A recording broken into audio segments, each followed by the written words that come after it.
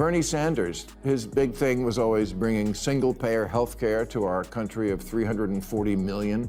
But when liberal, tie-dyed Vermont tried to do it for a population of 626,000, it collapsed like that poor in the Oval Office last week.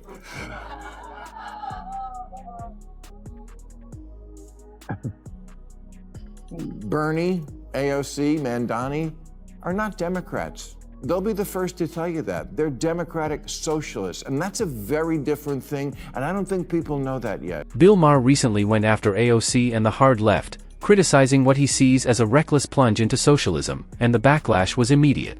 Known for his sharp tongue, Maher has been sounding the alarm about Zoran Mandi ever since the politician announced his bid for New York mayor. Now that Mandi has secured the nomination, Maher is watching AOC ride the socialist wave with growing frustration.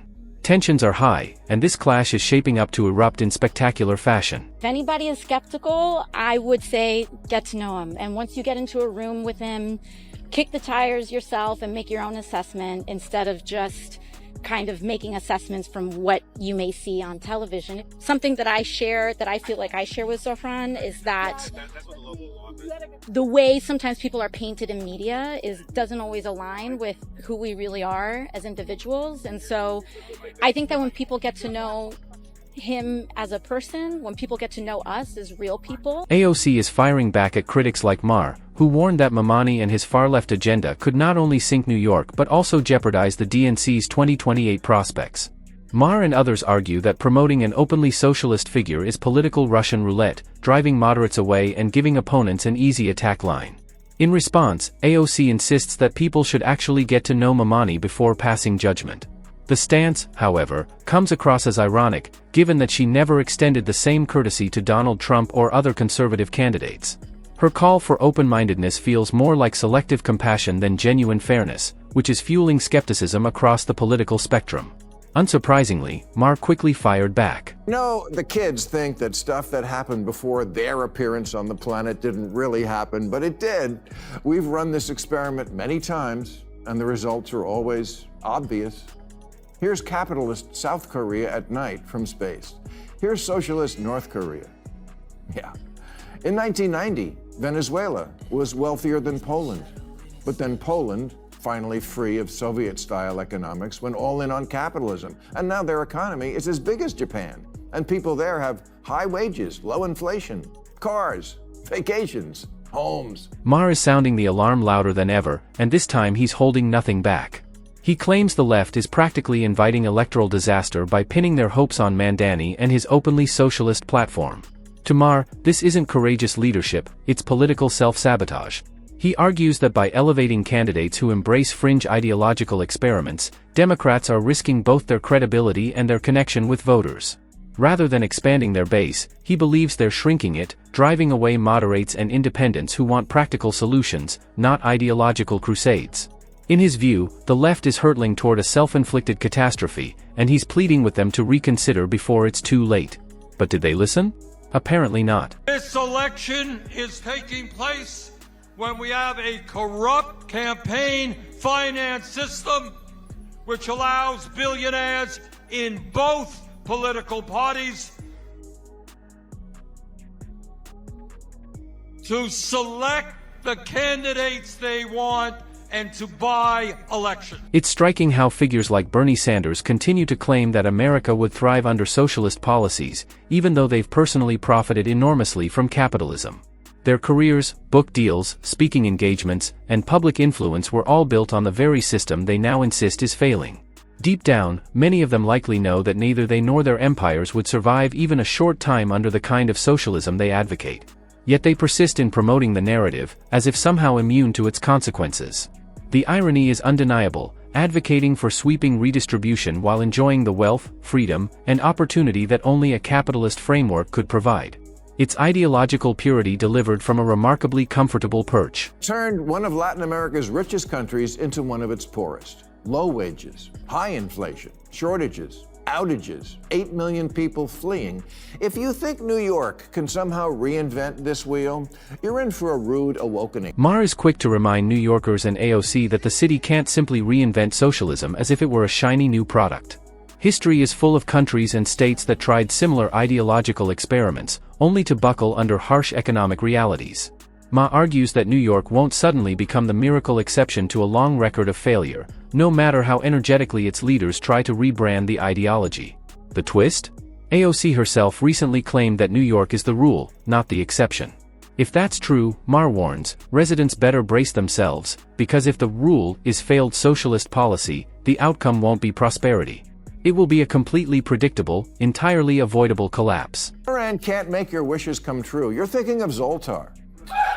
Democratic socialism is like a dating profile. Things look great until you meet up in the real world. For example, Bernie Sanders, his big thing was always bringing single-payer health care to our country of 340 million.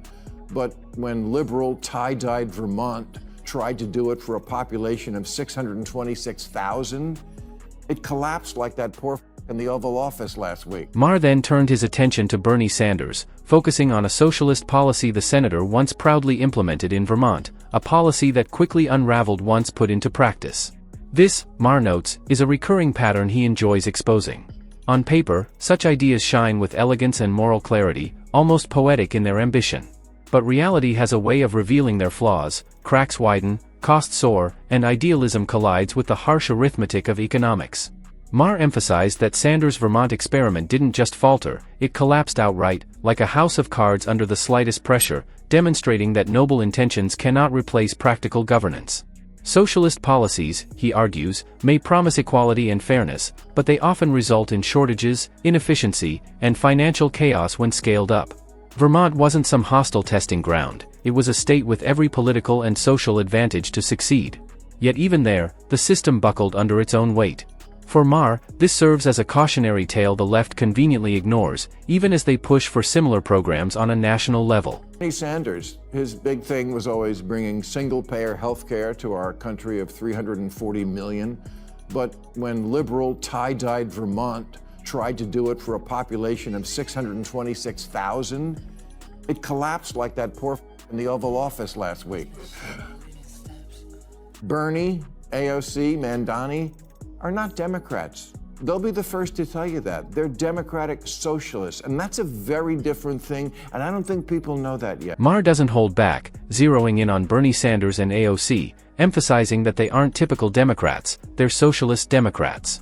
Their political vision is rooted in socialist ideology, far removed from the broader, more moderate Democratic agenda. According to Maher, this distinction is critical, especially when their policies stray far beyond what most mainstream voters actually want. What sharpens his critique is the irony he points out: both Bernie and AOC owe their success to capitalism, not in spite of it. Their careers, influence, book deals, and national platforms all thrive on the very system they publicly criticize. While Maher acknowledges that capitalism has its flaws, it's messy, unequal, and often frustrating, he argues it still outperforms socialism, which historically leads to stagnation, shortages, and political decay. Capitalism may not be perfect, but it drives opportunity, innovation, and upward mobility, benefits that rarely survive under socialist frameworks. Maher's point is clear: you can critique capitalism, but it's disingenuous to claim socialism is superior when your own success depends on the freedoms and prosperity capitalism alone provides. Mandani seems like a nice guy, and I congratulate him on an extraordinary political achievement. But before the whole left side of the country catches socialism fever, let's listen to the other big winner in last Tuesday's election, Virginia Governor-elect Abigail Spanberger, who, before the 24 election, said things like, "If the party didn't shift to the center, we will get torn apart. And we need to never use the word socialist or socialism ever again." Well, she was right, but they didn't listen. Typical, am I right, ladies? Exactly. Abigail Spanberger's warning was ignored, and now the DNC seems to be barreling toward full-blown socialist policies. What makes this shift particularly troubling is how closely it mirrors the rise of the woke movement, loud, ideologically rigid, and driven by the fringes rather than the party's core. It's not moderates, independents, or everyday Democrats pushing this agenda. It's a small, hypervocal faction convinced that radical transformation matters more than broad appeal or winning elections. Yet despite the obvious political risks and deepening polarization, the majority of Democrats remain eerily silent. That silence isn't neutrality, it's tacit approval. By refusing to challenge the extremists within their ranks, they're allowing fringe voices to define the party's identity and future. Spanberger recognized this trajectory years ago and tried to steer the party toward a more practical, voter-friendly path. But with leadership unwilling to rein in its ideological excesses, her warning went unheeded. Now the DNC is moving toward policies that could jeopardize not just elections, but the trust of the very voters they claim to serve. At least the party has a clear choice here, very clear. One wing is saying don't ever use the word socialist again, and one is saying, I am a democratic socialist. Clear, huh? So how do we decide who's right? Well, it turns out we don't really have to flip a coin. We have the evidence. In 2024, 13 Democrats won in districts Trump also won, all moderates. This isn't rocket science. All the left-leaning think tanks have done autopsies on 2024, and they all came up with the same message: move to the center. Even the New York Times. I've said it before, and I'll say it again. The DNC urgently needs to return to the center and shed the woke theatrics that keep dragging the party into political quicksand. These aren't minor missteps, they were a major factor in last year's election losses. Voters were tired, frustrated, and disconnected from a party that seemed more focused on ideological symbolism than practical solutions. Yet instead of course-correcting and embracing a moderate, pragmatic approach, the DNC has doubled down on socialist policies. Rather than learning from past mistakes, they're veering further left, adopting ideas that alienate moderates and independents, the very voters who decide national outcomes. This strategic miscalculation suggests the party listens more to its Twitter activists than to the American people. If Democrats truly want to rebuild trust and regain momentum, they must recognize that the country isn't seeking fringe ideology, it demands competence, balance, and common sense. Until the DNC grasps that, they'll continue stumbling into avoidable defeat. They're quiet quitting capitalism and texting socialism that they're down to. Thing is, socialism will f you. Because socialism, to put it simply, just doesn't work and has never worked, like Kevin Federline. At the end of the day, the message is clear: the DNC stands at a crossroads, and the choices it makes now will define its future. Critics like Maher have been sounding the alarm for years, warning that embracing socialism and fringe ideologies isn't bold, it's politically reckless. Figures like AOC and Bernie Sanders may believe they're forging a new path, but their success relies on the very capitalist system they frequently criticize, revealing a sharp disconnect between ideology and reality. Meanwhile, most Democrats remain silent, allowing the extremes to shape the party's identity while pushing moderates and independents away. History and real-world experience show that policies rooted in socialist experiments often collapse under practical pressures. Maher's warnings are a stark reminder of the risks of repeating these mistakes. If the DNC hopes to survive and thrive in upcoming elections, it must return to pragmatism, embrace the center, and focus on solutions that resonate with everyday Americans rather than chasing ideological purity.